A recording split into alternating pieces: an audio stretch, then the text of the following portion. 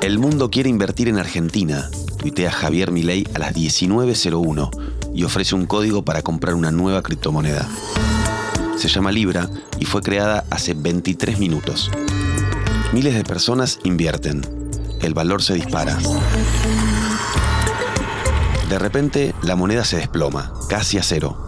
Los principales actores vendieron todo y hay pérdidas de hasta $250 millones. Para los veteranos cripto, esto es un modelo popular de estafa digital. ¿Qué pasó con Libra? ¿Cuántos juicios habrá? ¿Estas estafas serán cada vez más frecuentes? ¿Cómo se lava dinero cripto? De todo esto hablé con Santi Siri, una de las mentes más ingeniosas del mundo de la tecnología y las criptomonedas. Todo es Fake. Un podcast sobre lo que viene y lo que ya es. Hola Santi, ¿cómo estás? Bienvenido a Todo es Fake, a un nuevo episodio. Gracias por invitarme.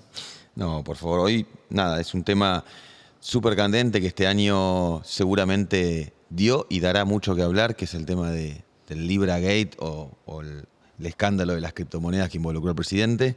Y quería, como primera pregunta, preguntarte qué balance haces de lo que pasó con Libra para qué es la comunidad cripto en Argentina. O sea, ¿qué crees que pasó? Viste que hay una frase que es Sí. no hay mala publicidad. Sí, ¿Qué crees que pasó? no hay mala publicidad. Yo un poco adhiero a eso. La mala publicidad es que se ignore el tema, que no se hable de algo, que uno sea irrelevante. Y creo que en algún punto lo que todo este acontecimiento demostró, por un lado es que la tecnología funciona, o sea, cripto funciona, el blockchain funciona, esa transparencia, esa posibilidad de auditarlo sin requerir del permiso de nadie, que cualquiera pueda ver la información, los movimientos de dinero. La descentralización efectivamente nos da una cantidad de datos y una cantidad de información y conocimiento que en cualquier otro tipo de estructura financiera hubiese sido imposible hacer el nivel de análisis que estamos viendo con el CryptoGate o con la moneda Libra o con lo que pasó a partir del tuit del presidente y la promoción / difusión de este proyecto.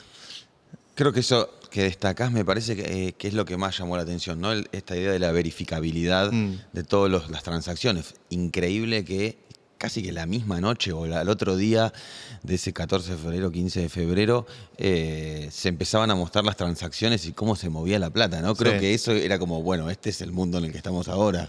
Sí, la forma en que detona esto para mí era 14 de febrero, San Valentín, yo estaba a 7 de la tarde ya listo para arrancar el día con mi novia que estaba embarazada, viste, expectantes con un bebé por nacer. Y de repente, bueno, entro a Twitter, como cualquier día, y empiezo a ver los primeros tweets hablando de Libra, hablando de esto, del otro.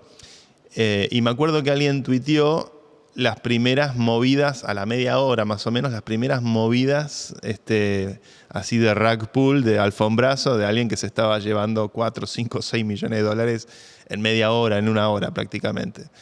Y yo me acuerdo ahí de tuitear medio chicanero, tono tuitero, troleando, pensando que, bueno, salió la moneda del presidente, estaba la expectativa, estaba el rumor de que desde que Trump había hecho lo suyo, era 2 más 2 que Milei iba a hacer algo parecido. Y yo tiro un tuit como diciendo, bueno, cada una de estas transacciones es como un bolso de López, ja, ja, ja. De repente, cuando me doy vuelta y vuelvo a ver la pantalla, veo que ese tuit había tenido 10.000 likes.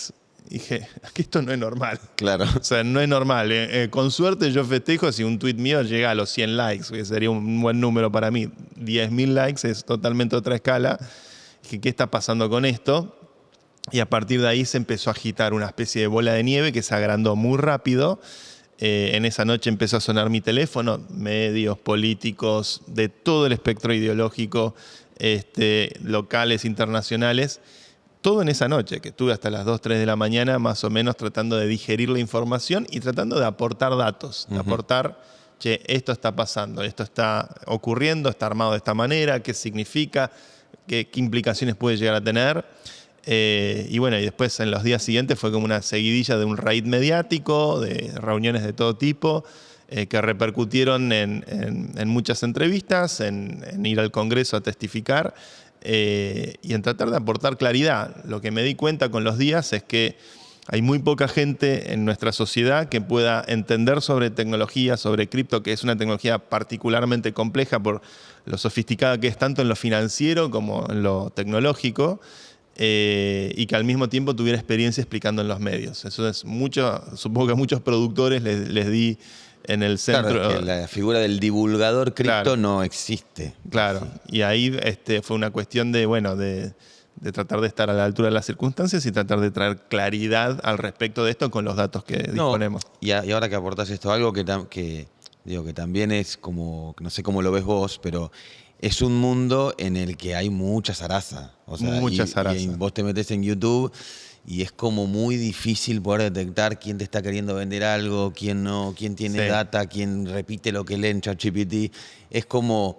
Entonces, bueno, nada, yo seguía mucho lo que decías vos y lo que decía Fernando Molina, que también Sí. me parecía que hacía unos análisis muy buenos, pero es muy difícil, ¿no? Es muy difícil separar la paja del trigo, sobre todo cuando hay tanto desconocimiento. También hay gente malintencionada que pega para un lado, pega para el otro. Y, por ejemplo, muchísima gente cayó en la estafa de Cositorto, que era un vendehumo de niveles siderales. Y mucha gente genuinamente tal vez cayó en eso porque pensaba que el tipo era legítimo. La gente que estamos en tecnología, que trabajamos programando, haciendo sistemas, desarrollando, más o menos nos conocemos todos. Con el sector cripto, creo que al menos acá en Argentina es un sector que ha crecido mucho en los últimos años y somos un puñado de compañías y de proyectos y de desarrolladores que nos solemos ver todos los años en las mismas conferencias o en diferentes eventos, tanto en Argentina como en el mundo. Uno más o menos está preparado para entender la legitimidad de un proyecto apenas lo ve. Lo que pasó con esto de Libra fue que la primera señal de alarma fue cuando Milei publica una foto con Hayden Davis, que eso fue el 30 de enero, 15 días antes. Y Hayden Davis, creo que lo que a varios nos llamó la atención en ese momento fue que si lo googleabas no encontrabas nada de información sobre él. Casi como que si deliberadamente él hubiese estado tratando de borrar su huella digital de internet. O sea, era alguien que opera en las sombras, no alguien que está visible públicamente. Después salieron algunos trascendidos de que él estaba molesto con la foto del presidente. Yo me acuerdo de poner un tuit y decir, che, qué raro esto. Y particularmente mi tuit no es que viene en el vacío o viene porque ¿y quién es? Y viene porque tengo una experiencia muy directa y muy concreta en diciembre, 2 meses antes, de tratar de juntar justamente al presidente de la Argentina con el número 1 de esto a nivel mundial, que es Vitalik Buterin. Entonces, Vitalik viene todos los fines de año a la Argentina, hace 4 o 5 años que viene al país. Fundador, creador de Ethereum. Fundador, creador de Ethereum. El Messi, yo trato de explicarlo muchas veces como el equivalente a Messi en esta industria, el tipo más relevante, más influyente. Enamorado de la Argentina, porque en Argentina hay un montón de talento que está contribuyendo a Ethereum, a los proyectos de su ecosistema. Y en diciembre, él estaba interesado en juntarse con Milei. Se terminó juntando con Reidel, que salieron unas fotos, yo participé de esa reunión.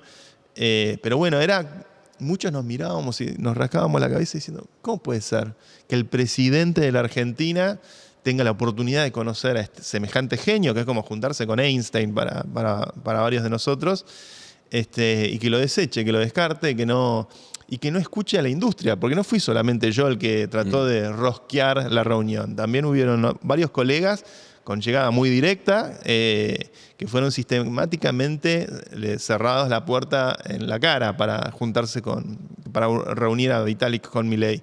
Entonces, cuando Milei decide hacer su posteo sobre blockchain y la tecnología del futuro, y saca la foto, aparece con un colorado ignoto.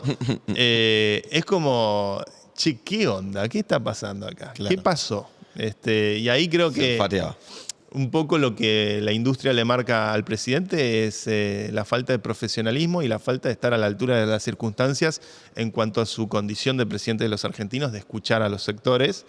Y bueno, después habrá que investigar o habrá que entender por qué funcionaba así, si es que efectivamente se cobraban las reuniones o no se cobraban. Claro.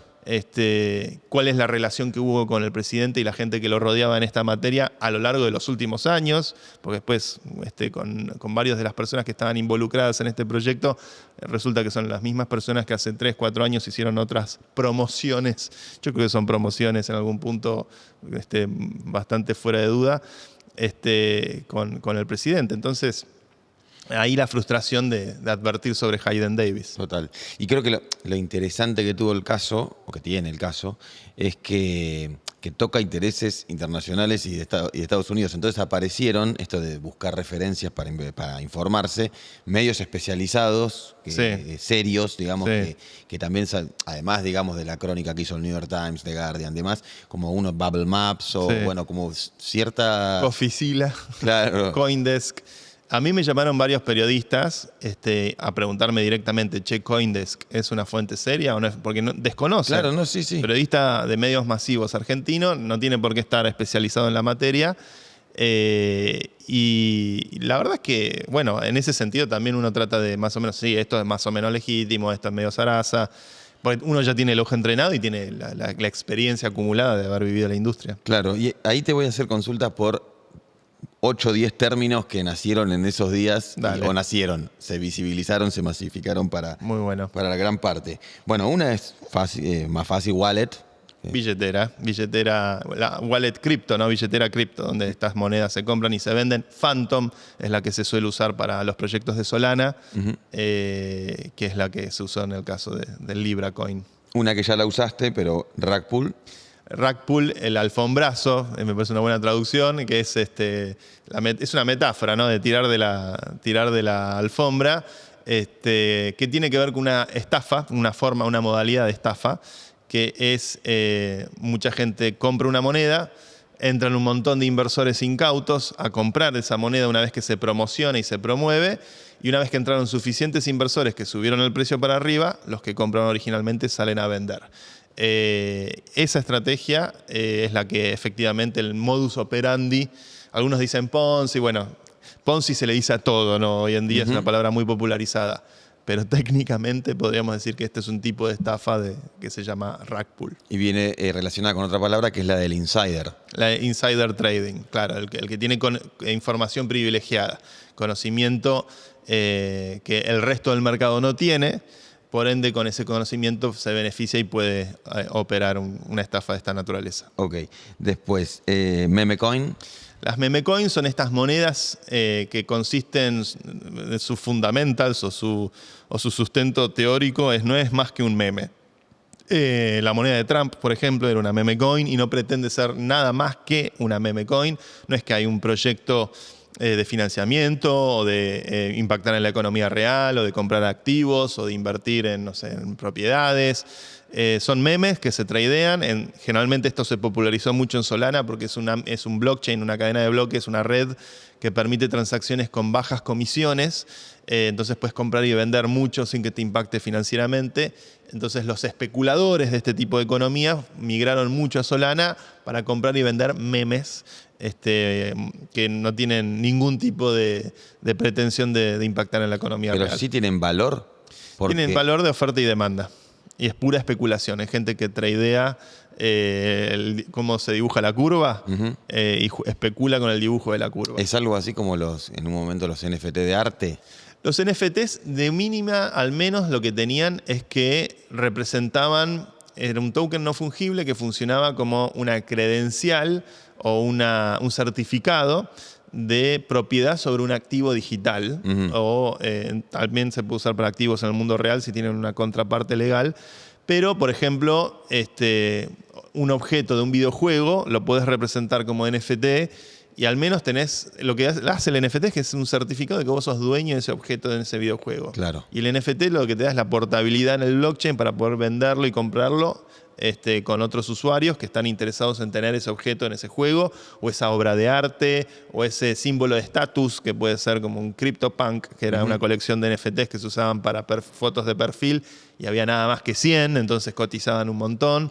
Y pero en este caso no podría ser lo mismo. Yo tengo la meme coin de Trump en mi billetera y eso me da valor, hace que mi billetera tenga más valor. Sí, yo diría que mucho del trading cultural que ocurrió en el mercado de los NFTs en la época del 2021, cuando se pusieron de moda, que fue una pequeña burbuja de las tantas burbujas que hubieron en este tipo de economía, mucho de ese tipo de trader que apuesta a la idea cultural, a invertir en una determinada cultura, migró hacia el concepto de los meme coins en Solana. Es probable que haya una intersección ahí.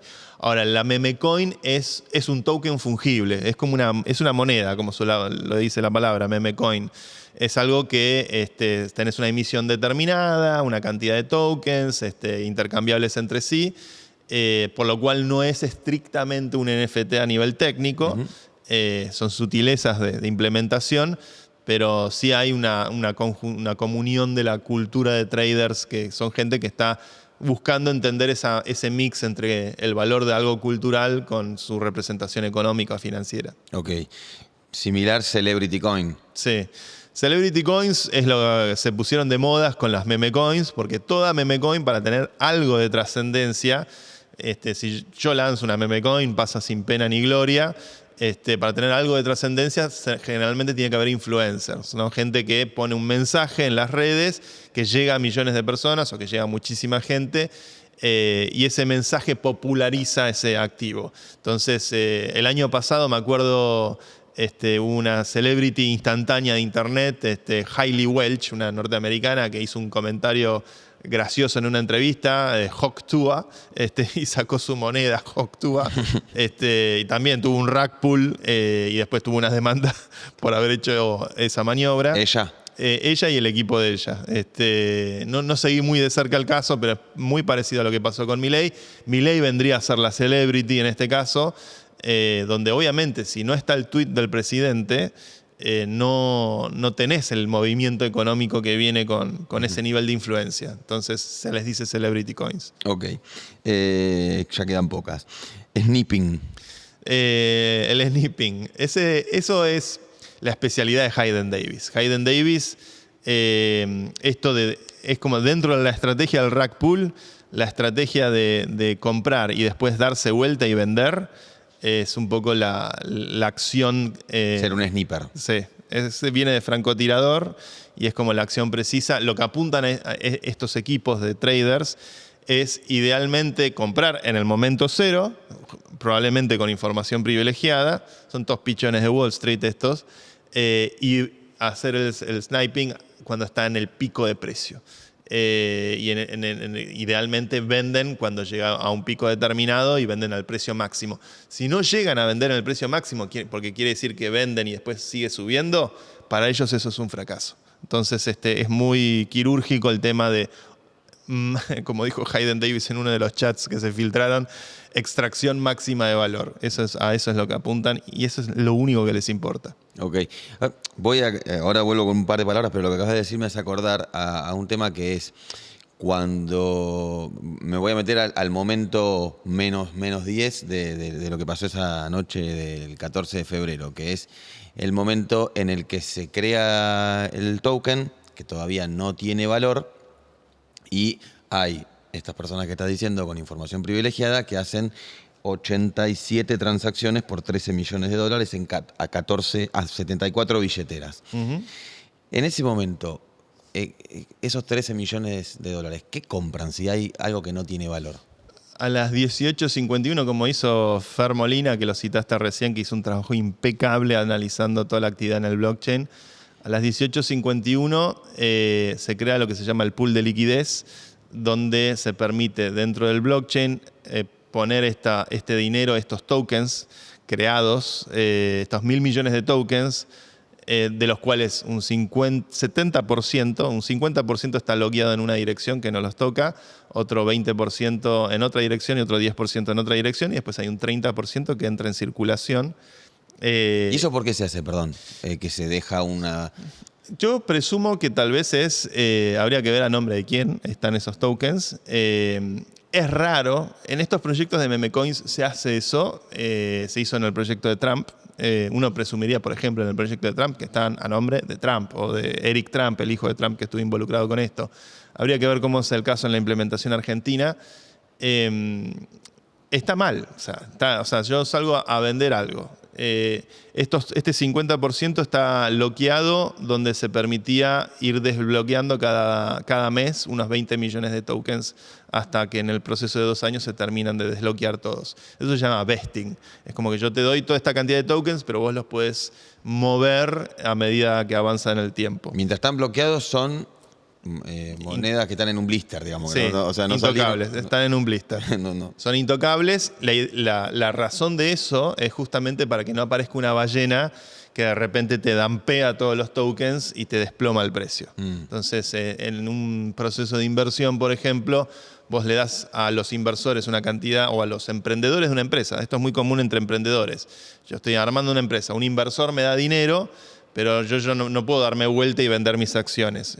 Me voy ganando mis acciones en el tiempo. Están bloqueadas inicialmente y a lo largo de 4 años, 5 años, se van desbloqueando esas acciones y ahí empiezo a tener la potestad sobre ese activo. Eso se llama vesting en la jerga inversora. Presumo que probablemente con el proyecto de Libra se hizo eso, asociado a los principales responsables de ese proyecto, que Hayden Davis, asumo que es la persona que tiene mejor información sobre quiénes son esos responsables, por todo lo que él ha dicho en los medios. Pero desde un punto de vista ético, y generalmente es visto como algo poco serio. En un proyecto cripto, históricamente, los proyectos, por lo general, si mirás el lanzamiento de Bitcoin tuvo 0 pre-allocation, o sea, 0 distribución inicial. El Bitcoin se minaba con energía desde el momento 0, había 21 millones de unidades que se van desbloqueando con quienes aportan energía a la red, y a lo largo de 15 años se fue distribuyendo esos 21 millones, pero no se hizo una distribución inicial, Satoshi, vos quédate con 5 millones. Entonces, Bitcoin tuvo el lanzamiento más puro que podamos imaginar. Después, en otros proyectos cripto, por lo general, los developers o los desarrolladores, que son quienes hacen realidad ese proyecto, se quedan entre el 15 y el 20%, y el resto de los tokens suele ir a la comunidad, a la DAO, por ejemplo, que es la organización que por ahí gobierna el proyecto, una organización autónoma distribuida, eso es lo que quiere decir DAO, a la tesorería de la DAO, o a un liquidity pool para que se puedan tradear, se tratan de poner en manos de instrumentos comunitarios como para que la participación sea de todos y no de un puñado de privilegiados. Entonces, volviendo al 30% que sale, se hacen las transacciones, y lo que yo leí es que de todas estas billeteras, que obviamente fueron las que más ganaron, porque fueron los que hicieron todas estas jugadas que estaba contando recién, pero hay uno que perdió. Hay uno que perdió. Que perdió tipo como te diga... 5 millones. Sí. ¿Qué pasó ahí? Y hay uno que se durmió en el juego. Yo, una analogía que hago para tratar de llevar esto al terreno de la realidad, y sospecho que es algo de lo que pudo haber pasado, que precipitó que esto en pocas horas se desplomara, es que Hayden Davis, claramente por todo lo que sabemos, al menos todo lo que trascendió, era un especialista en hacer estas compras millonarias con información privilegiada, sabiendo que el influencer va a tuitear exactamente lo que él quiere. Apenas sale el tweet, se activan los robots, o incluso creo que acá, si mirás con mucha precisión, primero salen las 74 operaciones, las 80 y pico de operaciones que compran el dinero a las 19:00, 19:01 con 0 segundos, y a las 19:01 con 22 segundos sale el tweet de Milei. Sí. Entonces, es como, estaban timeados. Yo sospecho que estarían... Uso horario. Sí, hay una cuestión de calibración de relojes, pero son 22 segundos donde primero salen las compras, después sale el tuit del presidente, por 22 segundos de diferencia, según los servidores. Probablemente están todos conectados en un call en tiempo real y dijeron, bueno, es ahora, green light, y salieron. Pero bueno, Davis o varios tenían preparados robots para hacer estas operaciones de forma instantánea que mueven millones de dólares. Cuando vos movés millones de dólares no estás tipo distraído en la playa, estás mirando en los monitores lo que va a pasar con esa enorme cantidad de capital y de dinero. Y lo que probablemente le pasó a Davis es que, bueno, cuando fue al banco a robar, llegó al banco y se encontró con otros que estaban saliendo. Que lo habían primereado a él a la hora de vender, que alguno vendió antes que él. Cuando él ve que hay uno que vendió antes que él tiene que salir a vender porque dice acá y... Baja todo. Sí, se van a llevar mi plata. Y creo que eso es un poco lo que precipitó. Y en esa velocidad de maniobras, bueno, y alguno quedó en bolas, le bajó la marea y quedó en bolas, y hay uno que perdió 5 millones que bueno, habrá que ver qué pasó con ese. Y... ¿Eso explica también que haya durado tan poco la estafa o de la jugada? Y si mirás la moneda de Trump duró más. Tuvo 48 horas en una suba orgánica orgánica, no sé, hay especuladores, Constante, sí. sí. Pero aguantó 48 horas, que después corrigió, tocó un pico de 70 y pico de dólares y después bajó a los $20. Corrigió un 60, 50%, ponele. Pero estuvo más prolongado en el tiempo y después, bueno, cotizó más o menos con una liquidez más o menos normal, no se fue a cero.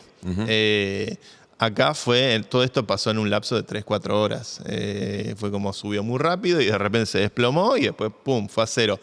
Tuvo un momento de resurrección cuando Milei hizo el retweet de alguien que quería explicar lo supuestamente complejo que es usar Solana, que no lo es complejo para por ahí, para Doña Rosa o para un boomer que está mirando, que nunca en su vida usó un teléfono, y va a ser complejo, pero en Argentina hay 10 millones de usuarios de cripto.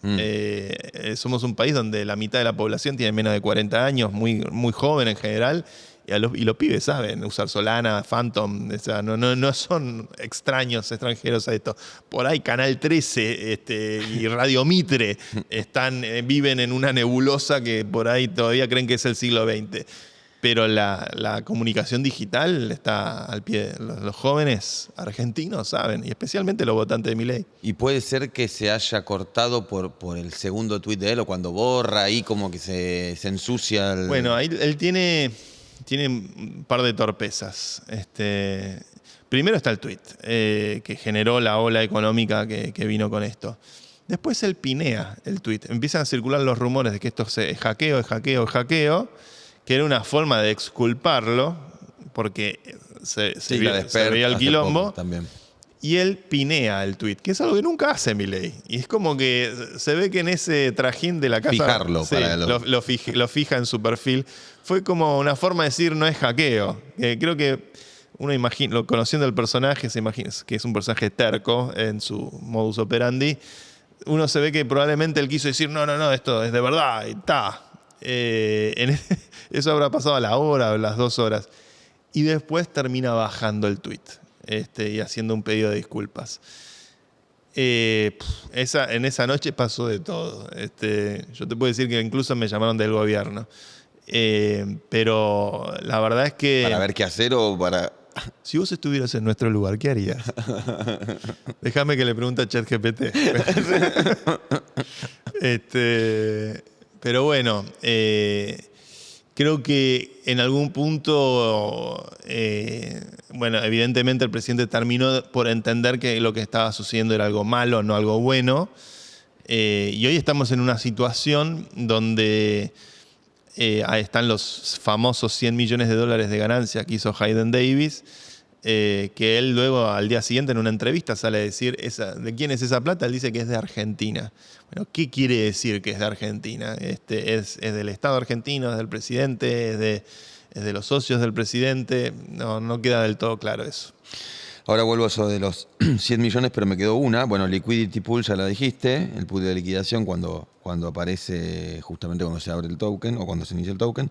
Después está Pump and Dump.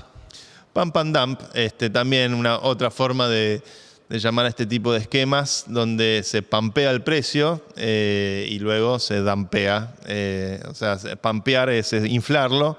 Las compras iniciales lo que hacen es inflar el precio, esperan que entren los inversores incautos para que siga subiendo, y el dump, que es el defecarlo, es básicamente venderlo para que el precio se desplome.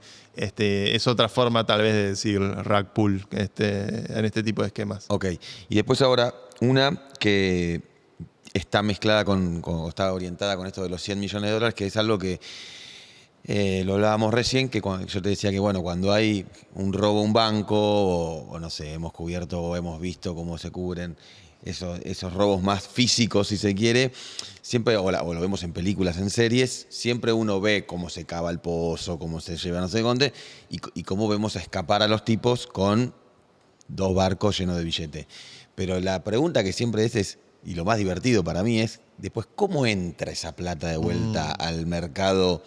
Ni siquiera te diría oficial, sino cómo lo empiezan a gastar, cómo empiezas a gastar tanta plata. Bueno, en esto, ¿cómo empieza a ingresar estos 100 millones de dólares? O lo que hayan hecho, ¿cómo ingresa al mercado? Y una palabrita es mixing. Mixing, sí, los mixers. Bueno, el desafío es lavar el dinero. O sea, es decir, que este dinero está manchado. Está manchado porque está sujeto en el blockchain, uno ve que estuvo asociado a estos movimientos del lanzamiento de esta meme coin. Entonces, ¿cómo muevo yo el dinero en el blockchain de forma tal que se confunda con el dinero de otros y por ende ya no quede manchado ese dinero? ¿Cómo se confunda con Bueno, eso es lo que hacen los mixers. Los mixers son una técnica criptográfica donde vos mandás un dinero a una dirección determinada que tiene que tiene una software o una aplicación criptográfica que va a hacer que cuando vos retires el dinero de esa dirección, ese dinero no quede estrictamente identificado con el dinero que metiste, sino que está mezclado con el dinero de otras transacciones que metieron dinero en el mixer y por ende anonimiza tu capital o tu dinero. Son delicados de usar los mixers, hay que saber usarlos. Para bajar, porque yo doy plata a una especie de inversor que toma plata de todos. Un programa, un contrato inteligente. Un contrato inteligente, ¿qué va a hacer con esa plata supuestamente? No, la va a parquear ahí, la va a tener ahí, pero cuando vos retires esa plata... Es otra plata. Es otra plata, no es tu plata. Sí, y es una plata que queda mezclada con otras personas que por ahí... Una especie de hacer un plazo fijo. Sí. Lo que tenés que tener cuidado, por ejemplo, a un mixer vos le tenés que mandar siempre cantidades equivalentes. O sea, vos a un mixer no le puedes mandar 1125 tokens y después retirás 1125, porque ese 1125 entre la entrada y la salida va a identificar que ese es tu dinero. Entonces vos a los mixers, por ejemplo, siempre podés mandar cantidades de 1000 o de 10.000 o de 100.000, cantidades fijas, cuestión de que no se identifique el dinero de salida con el dinero de entrada. Qué locura. Y así varias cosas más que hacen a la mezcla. Los mixers, hay toda una cuestión alrededor de eso. Por ejemplo, en Ethereum hay un proyecto que se llama Tornado Cash, que es un mixer que funciona en Ethereum. Y la justicia de Holanda metió preso al programador de ese mixer, acusándolo de lavado de dinero. No estoy muy empapado con la causa. Algunos dicen que estaba efectivamente involucrado en ese tipo de maniobra. Pero estaba el debate de si un programador, por escribir código, por hacer criptografía, merece ir preso por simplemente hacer tecnología, cuando el contraargumento a favor de los mixers es que la privacidad es un derecho y si vos querés manejar con privacidad tu dinero, tenés que tener la libertad de poder encontrar el mecanismo de usar el cash como lo quieras usar. Pero bueno, es un debate político interesante y que tiene mucha actualidad con todo esto. Esto está bastante en debate por el caso del hackeo a Bybit, ¿no? Sí, claro, el hackeo a Bybit, que fue esa misma semana, fue uno de los hackeos más grandes de la historia de cripto en general, $1.400 millones en Ether. Se dice que fue un grupo de hackers norcoreanos que se metieron en el proceso donde Bybit movía sus fondos de su billetera en frío, que es la billetera que no está conectada a internet, a la billetera caliente, que es la que usan con los clientes. Y aparentemente ahí a lo largo del tiempo, muy lentamente y de forma sigilosa, fueron robándoles estos fondos hasta que se dieron cuenta que se les habían drenado $1.400 millones. Y ese dinero está... ¿Pero no es el caso también de que ellos simulan ser un tipo que dice te apruebo la transacción? Sí, hacen un... El que estaba usando la interfaz creía que estaba haciendo una transacción con el verdadero legítima, pero en realidad tenía su interfaz modificada. Estaba haciendo una transacción que beneficiaba a los hackers. Entonces usaban business as usual, usaban la aplicación creyendo que funcionaba bien. Resulta que por lo bajo había un código que en realidad estaba mandando el dinero a otro lado y no al lado donde ellos creían. Y enmascaraban eso en la interfaz, cuestión de que no sonara ninguna alerta. Después, bueno, una vez que se detecta, quedan esos fondos visibles al público. La tarea de los hackers es después lavar ese dinero. Y usan mixers estilo Tornado Cash para poder eliminar el rastro de ese dinero y poder sacarlo limpio por otro lado.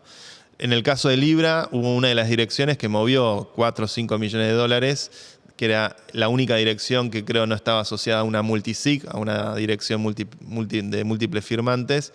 Y esa es otra palabra, multisig. Ahí vamos a explicar eso, lo que quiere decir. Esta dirección que movió ese dinero, lo que hizo fue comprar tokens con poca liquidez, como de un perrito, cosas que no tienen ningún sentido que alguien compre 4 millones de dólares de eso, para que esos dólares después vayan al exchange o al sitio que está facilitando la transacción de ese token y ese dinero se mezcle con el dinero legítimo, entre comillas, del exchange y sea más difícil de rastrear. Son maniobras de lavado de dinero, esto se ve en el blockchain, o sea, alguien que sale a comprar millones de dólares del token de un perrito con cero liquidez, claramente está haciendo algo extraño. Y bueno, lamentablemente muchas de estas cosas se vio. Fernando Molina hizo un trabajo extraordinario, lo quiero rescatar, búsquenlo en Twitter porque está todos los días reportando, detectando cosas nuevas. Y bueno, y multisig, ¿no? Son, como su nombre lo indica, direcciones que requieren múltiples firmantes para poder mover los fondos.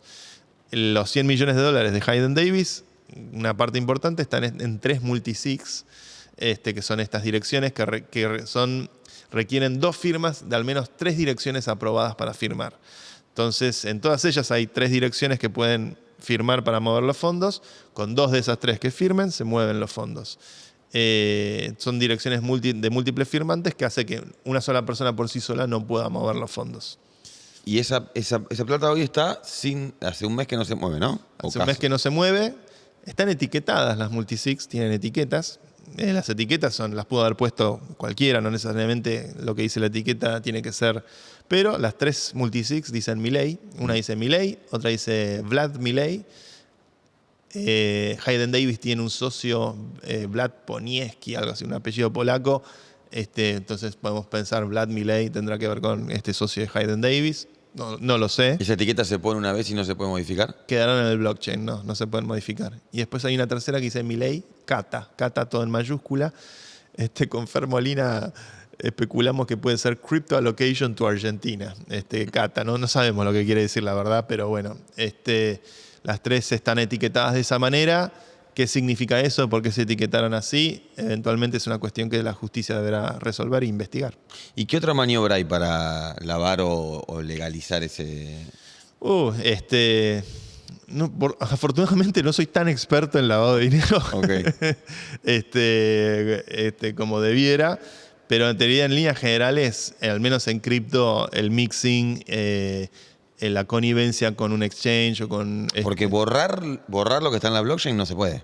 No, la trazabilidad queda siempre. Eso es lo que hace el blockchain una red propicia para el movimiento de dinero, que es una red inmutable. La inmutabilidad tiene que ver con el hecho de que una vez que vos escribís en la cadena de bloques, en esa base de datos descentralizada, escribís algo de información, todos los nodos tienen que estar de acuerdo con esa información que se escribió. Una vez que todos los nodos llegan al consenso, eso ya queda en el registro histórico de lo que ocurrió en la cadena de bloques y no hay ni dinero ni fuerza económica que pueda modificar o alterar esa historia. Entonces, eso es algo, por eso se dice que los blockchains, contrario a las bases de datos, son inmutables. La historia es inmutable. Nadie puede modificar el registro de los movimientos históricos de lo que ocurrió en esa cadena. Y al ser inmutable, justamente hace que sean redes propicias para el movimiento de activos económicos y se usan para este tipo de cosas como las criptomonedas. Y aprovecho esto como para ir a la parte más filosófica de las criptomonedas, de su razón de ser, ¿no? Porque todo este caso también generó conversaciones en la familia, con amigos, con colegas y demás, con gente que por ahí no tiene nada que ver y que siempre, que imagino que a vos te llegarán ese tipo de frases, que bueno, que todo lo cripto suena a choreo, sí, porque hay mucha especulación y porque básicamente es eso, ¿no? Como que todo va a ser para especulación. Y uno intenta explicar y dice, no, pero pará, hay toda una filosofía de por qué se está yendo hasta esto, que cuál es.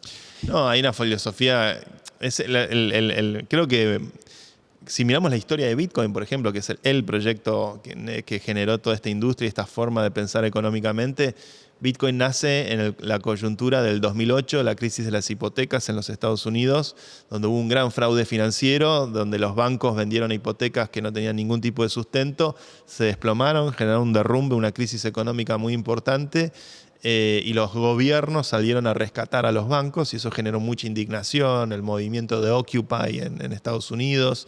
Y en ese caldo de cultivo aparece Bitcoin. De hecho, en el primer bloque de la cadena de bloques de Bitcoin, Satoshi Nakamoto, que es un anónimo, pone encodeado en ese primer bloque un titular de diario, de un diario inglés, el Times, diciendo citando el fraude financiero del rescate de los gobiernos a los bancos que habían estafado a la gente con hipotecas impagables. Entonces, Bitcoin tiene que ver con una idea y cripto en general, con una idea de que nadie pueda cambiar las reglas de juego de un sistema económico. Nadie pueda generar transacciones opacas que distorsionan la naturaleza económica de un mercado. Y Bitcoin, por ejemplo, es el mejor ejemplo de eso. Bitcoin tiene una regla fija de que se van a emitir 21 millones. ¿Cuántos van? Van casi 19. Pasa que va bajando a la mitad el ritmo de emisión cada 4 años. Entonces cada vez es más lenta la emisión en esto que se llama el halving. Y lo que genera un shock de oferta que hace que si la demanda se mantiene, impacte en un precio que tiende a crecer a lo largo del tiempo. Perdón, ¿por qué se demora la velocidad con la que se van creando? Es un criterio arbitrario que puso Satoshi en el código original. Ok. Va a haber 21 millones de unidades. Cada unidad tiene 8 posiciones decimales, que son 100 millones de satoshis. O sea, la mínima unidad posible es 0,7 ceros y un 1. Eso es un satoshi. 100 millones de satoshis es un Bitcoin. Y hoy se está minando al ritmo, creo que no sé si son 6 o 3 bitcoins por bloque. Eventualmente serán 1,5, después será y después estaremos minando satoshis hasta el 2120, creo que una cosa por el estilo, que se mina el último satoshi. Ese es el esquema económico que tuvo Bitcoin en el día cero. Y una gran discusión que se dio dentro de Bitcoin es que esas reglas de juego nadie las pueda modificar. Que la gran estafa, si querés, desde el punto de vista ideológico de Bitcoin, del sistema económico fiat o basado en el dinero fiduciario, que es lo que pasa con el dólar, es que es un dinero que ya no está respaldado por oro, no está respaldado por plata. Es un dinero que de repente cambia de signo ideológico la Reserva Federal y tenés más emisión, menos emisión, tenés más inflación, tenés cuestiones que van modificando y generando imprevisibilidad en las reglas de juego.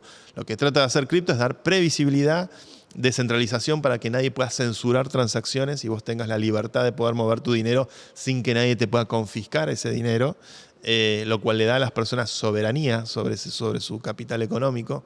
Hay un famoso tuitero americano que decía, Bitcoin es una tecnología que te permite cruzar una frontera con $1.000 millones potencialmente escondidos en tu cabeza. Y eso fue una tecnología que permitió construir una alternativa al sistema bancario, que hasta ese momento los bancos o los dólares en el colchón eran la única forma de poder atesorar dinero. Siendo los dólares en el colchón algo muy riesgoso porque vuelve tu casa a un lugar de inseguridad donde van a ir a robarte.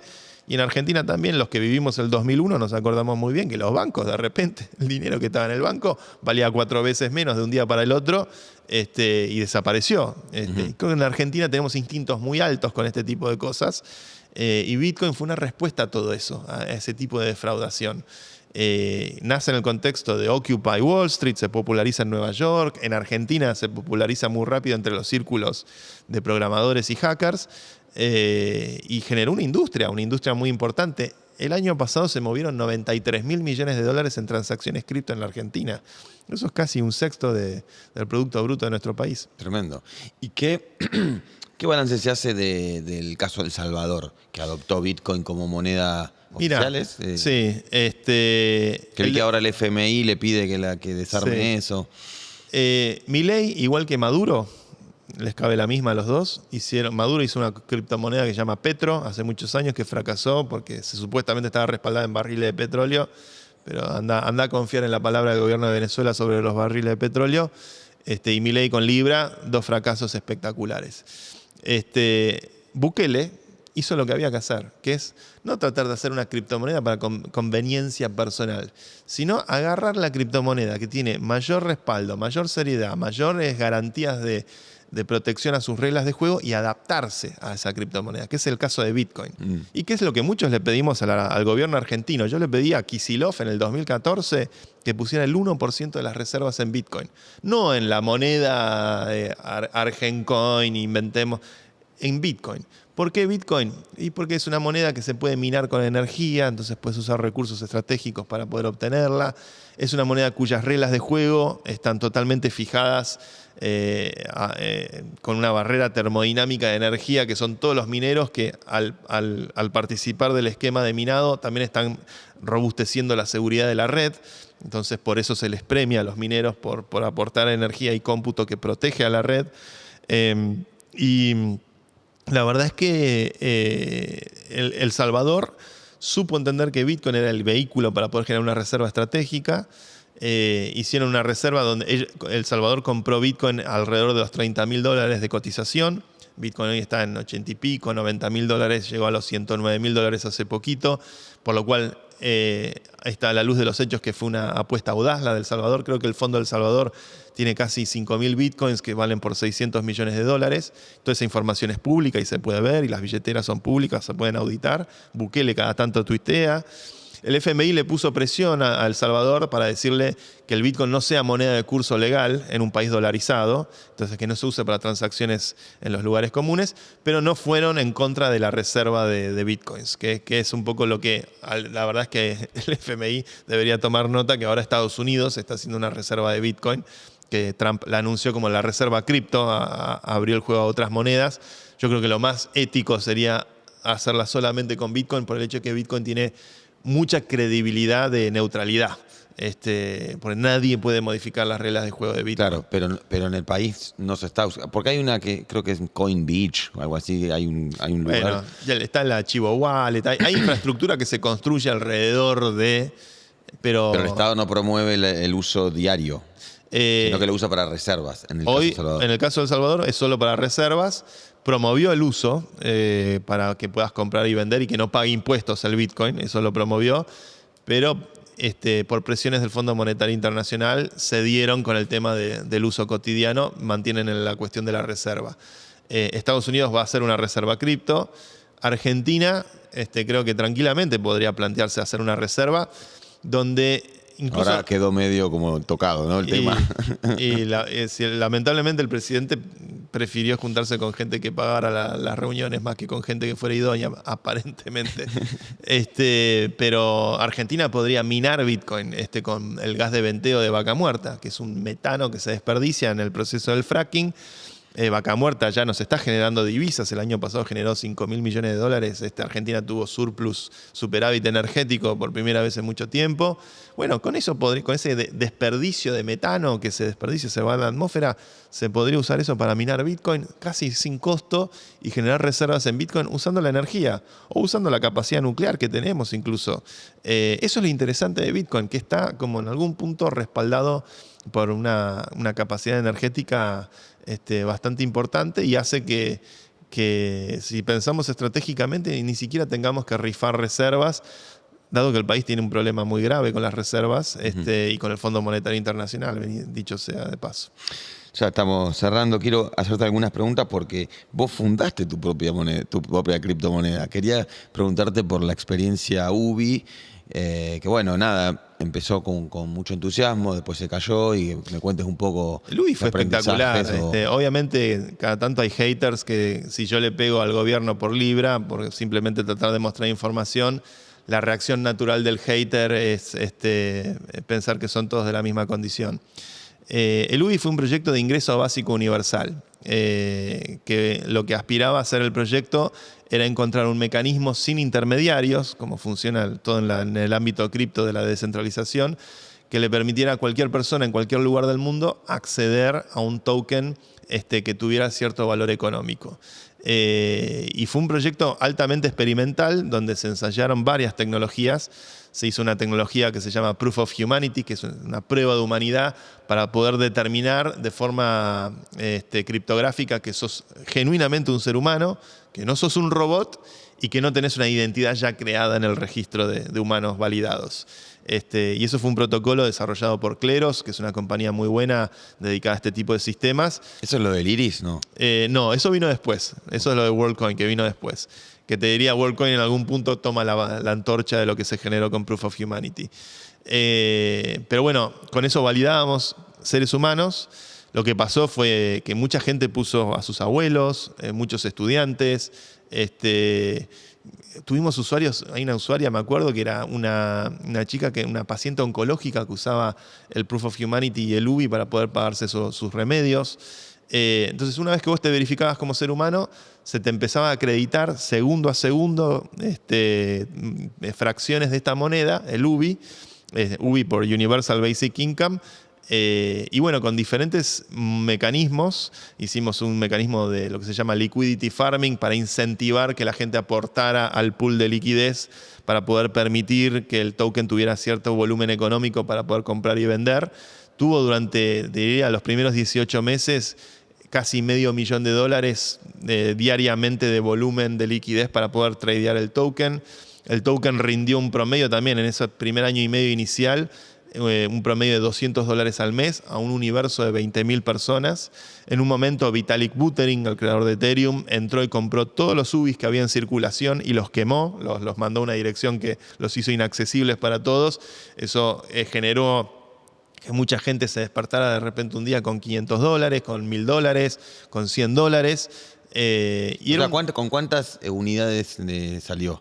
Ahora que ya sé cómo el UBI, mira, para comparar, el UBI salió con 10 millones de unidades, 10 millones de unidades, de las cuales 2 millones, 20%, fue a los desarrolladores, la comunidad y todos los que ayudaron a crear el proyecto.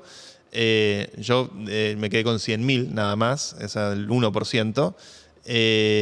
Y de los restantes 8 millones, 4 millones fueron a un sistema de liquidity farming que era, bueno, estos 4 millones los vamos a usar para premiar a quienes aportan liquidez al exchange para permitir el trading del token, así tienen un plus extra en UBIs por aportar liquidez para el token. Aportar liquidez es poner plata. Es poner en Uniswap, que era el exchange que se usaba para poder tradear el token, Ether y UBIs, para permitir que sea fácil el trading entre Ether y UBIs. Entonces, si vos aportabas liquidez en Uniswap, esos 4 millones te premiaban a lo largo de 2 años, te premiaban por aportar liquidez. Y la verdad que funcionó bastante bien. Y yo creo que ese programa fue lo que ayudó a mantener esa liquidez en esos primeros 18 meses aproximadamente. Y los otros 4 millones, el restante de ese 80%, ese 40%, los otros 4 millones se pusieron en la tesorería de una DAO, de una organización autónoma distribuida, que fue la DAO de Proof of Humanity, que esa DAO fue la DAO más democrática de todo Ethereum. Hasta el día de hoy no hay otra DAO que es una DAO de una persona, un voto, donde podías delegar tu voto en otra persona si no tenías tiempo para informarte. Y se votaron más de 100 propuestas que mejoraron cuestiones económicas, cuestiones de gobernanza, cuestiones del funcionamiento del protocolo. Fue una DAO altamente politizada porque había intereses económicos. Estaba la gente de Kleros que aportaba la tecnología para validar los humanos no verdaderos que le interesaba generar casos para su sistema de arbitraje. Y estaba la gente que quería que el UBI tuviera más sustento económico. Y la verdad que fue una de las experiencias democráticas más impresionantes que yo he visto en mi vida. Creo que no hay experiencia democrática más sofisticada en Internet o en el mundo como la que se vio en la DAO de Proof of Humanity. Y la verdad es que fue un proyecto hecho pensando en cómo usar esta tecnología, que a muchísima gente la ha beneficiado económicamente por haber entrado temprano. Yo entré en Bitcoin en el 2011, por lo cual yo no estoy buscando enriquecerme. Ya Bitcoin me ayudó bastante a lo largo de mi vida y entré cuando valía $1. Imagínate que evidentemente mi objetivo no era estrictamente un objetivo económico, sino que era, bueno, esto que funciona tan bien, pero funciona bajo una lógica muy orientada a el que llega, asimétrica, donde quien tiene conocimiento se beneficia más que el que no tiene. Bueno, ¿cómo podemos hacer un sistema cripto que beneficie a todos? Ese era el objetivo y que llegue a la última milla, que llegue a los que más necesidades tienen. Las consecuencias del proyecto de UBI fueron impresionantes. Generó que Vitalik Buterin venga a la Argentina. Vitalik vino a la Argentina, el primero que le avisó fue a mí. Yo le armé una serie de reuniones donde yo lo vi a él explicarle, por ejemplo, a Mauricio Macri qué era Proof of Humanity y qué era el UBI. sin que yo le haya pedido nada al respecto.